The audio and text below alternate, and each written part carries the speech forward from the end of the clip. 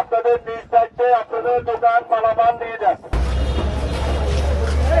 ইবে কক্সবাজার সুগন্ধা পয়েন্টের বর্তমান চিত্র যেটা দেখাদার হন জুবরিদওয়ান নাই কক্সবাজার সমুদ্র সৈকত যেন ফিরিফাই তার সেই পুরনো ঐতিহ্য। কক্সবাজারের সন্তান সালাউদ্দিন আহমেদ স্বরাষ্ট্রমন্ত্রী এর ফরফরি কক্সবাজার সফরত আইয়েরে কক্সবাজারের আইন শৃঙ্খলার উন্নতি বিষয়ের এক মতবিনিময় সভাত কক্সবাজার সমুদ্র সৈকতের ব্যাগ অবৈধ জুফরিদওয়ান উচ্ছেদের লাই 7 দিন সময় বাঁধি দেয়। এরপরে মূলত ধাপে ধাপে কক্সবাজার জেলা প্রশাসনের পক্ষতুন অভিযান পরিচালনা করি বিচুত তাহা ব্যাগ অবৈধ দোয়ান উচ্ছেদ করা হয় সুগন্ধা পয়েন্টতুন। সমুদ্র সৈকতত নতুন এই সৌন্দর্য দেখি খুশি পর্যটক হলো। ভালো হয়েছে, এত প্রোডাক্ট তুলনায় অনেক দাম চাইতো তারা। আর এই বিচের পার্কটা মানে কি একটা এখন পরিবেশটা এত নোংরা করে ফেলতো, আর এখন কত সুন্দর একটা মানে ভালো লাগে, নিরিবিলি মনে হচ্ছে। অবশ্যই এটা একটা ভালো উদ্যোগ। আমরা মনে করি এখানে যারা পর্যটকরা আসে তাদের জন্য খুবই সুবিধা হয়। এই সকল দোকানগুলো নোংরা হয়ে থাকে, চারিদিক নোংরা হয়ে থাকে এবং পর্যটকদের জন্য এটা একটা বিরক্তিকর বিষয় আর কি। তো এটা আমাদের জন্য অবশ্যই ভালো হয়েছে। অন্যদিকে উচ্চতের জন্য ব্যবসায়ী হলো জানার তার নানান অভিযোগের হতা। যারা তো মরে যাই একখান দোয়ান আছে আঁকু বাজে দুগো আছে গোফা মুসলমানের জাত দিয়ে আর গোফা আছে বাজে আর হড়ে যাই দোয়ান একখান আছে বানি যাইলে তো বাজে আর সম্মানে সংসার মরে নষ্ট দর হয়ে যাবি কি করি করি আর এখন মিকে পুনর্বাসন দিবার এখন মিকে বাজে বাঁচি পারি ফ্যান আর একখান সুন্দর করি আর একখানা করে অবাদন করি তখন মানুষ তারা হঠাৎ 40টা বছর বাজে শরৎ ঘুরি ঘুরি ঘুরি ঘুরি তাই বুঝছেন কি করার তার কোনো উপায় নেই। আমরা প্রথমে জরুরি বিচে তাড়ি আর ব্যবসা করতাম 2000 সালের দিকে আইন 2000 সাল 2001 সালের দিকে আইনে আর তার রহমান সাহেব আইন আর কি দিয়ে কার্ড সিস্টেম করে দিই কার্ড করে যে সময় করে দিই আর সর্বপ্রথম 20 টাকা ধরে ফি লই এই 20 টাকা ফি আর দিতে দিতে সর্বশেষ আর 60,000 টাকা পর্যন্ত ফি দিই।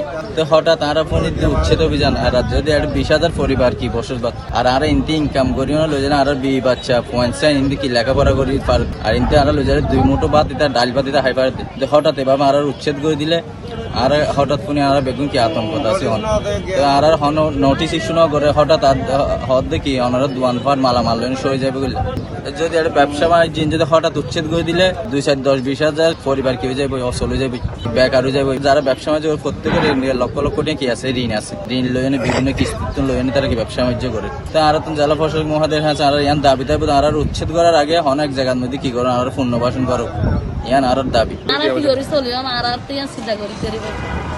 আর হস্টের দিন যান আর গুলো মাইন লই না তাই না মারি তালি তুলি কি বকুন লই না গিয়ে আর গরিব মানুষ আর ওদের তারা জনগণের প্রতি জনগণ ওদের ম্যানেজ দিয়া বানাই তারা আর রেন্ডি লগ গইছে আর কি করে আর আছে আর কি করে চলিও ইতারা তো আর বিভাগকে কিছু গরম করিব আর থেকে ফায়দা আছে ভাই আর তো গড়াইও পড়িব। ঈদের আগে মানুষ তো বিচ এই ব্যবসা করা যদি একখান মাস সময় দিত তাহলে মোটামুটি আর যে আর ক্ষতিপূরণ আরো পোষা করে তুলে দিতাম।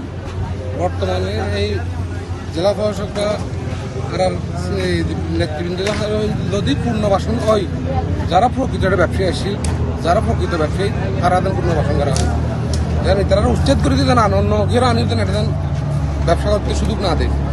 আর একখান অনুরোধ জেলা প্রশাসন হর ধীরে ধীরে ব্যাগ পয়েন্টতে উচ্ছেদ অভিযান পরিচালনা করা হইব এবং এই অভিযান চলমান থাকবে। সঠিক সংখ্যাটা আমরা যোগ্য তালিকা করার পরে আপনাদেরকে জানাবো। এই বিষয়ে জেলা প্রশাসন আছে, আপনি দেখতে পাচ্ছেন আমাদের সাথে জেলা পুলিশের সদস্যরা আছে, আনসার সদস্যরা আছে। আমরা সবাই মিলে সচেষ্ট থাকবো যাতে একই ধরনের ঘটনা আমরা সচেষ্ট থাকবো।